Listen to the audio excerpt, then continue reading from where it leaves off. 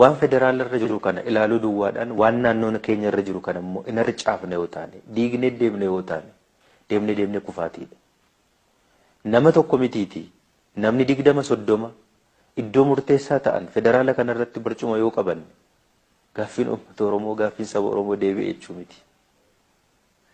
Waan ta'eef gama lamaaniin iyyuu ilaalle tokko rakkoon naannoon keenyaa fi uummanni keenya qabu of dandeenye guutummaa tuttuqaa tokko malee naannoon Oromiyaa mootummaan naannoo Oromiyaa of danda'e bulchuu danda'uun injifannoo guddaa tokko jennee yaadna.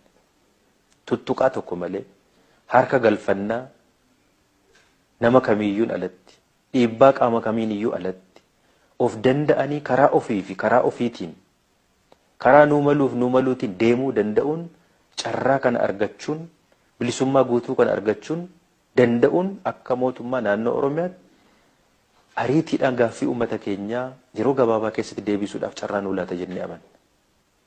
Dura Oromiyaa irratti haa xiyyeeffannuudha yaadi keenya. Maddi aangoo keenya Oromiyaadhaa fi saba Oromoodha. Fuula durattis hojiin nuyi federaala dhaqnee hojjennu nama dhuunfaadhaan wanti hojjetamu hin jiru. Hamma sabni kun beekamtii hin laanneefitti borus hin utubnetti namni 10 isaa ta'u 20 isaa ta'u namni 2 ol deemuudhaan bu'a qabeessa ta'uu hin danda'u.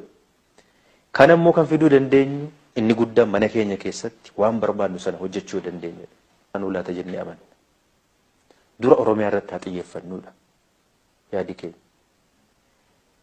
Maddi aangoo keenya Oromiyaadhaa fi saba Oromoodha.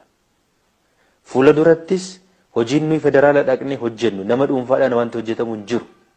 Hamma sabni kun beekamtii hin laanneefitti borus hin utubnetti namni 10 isaa ta'u 20 isaa ta'u namni 2 ol deemuudhaan bu'a qabeessa ta'uu hin danda'u.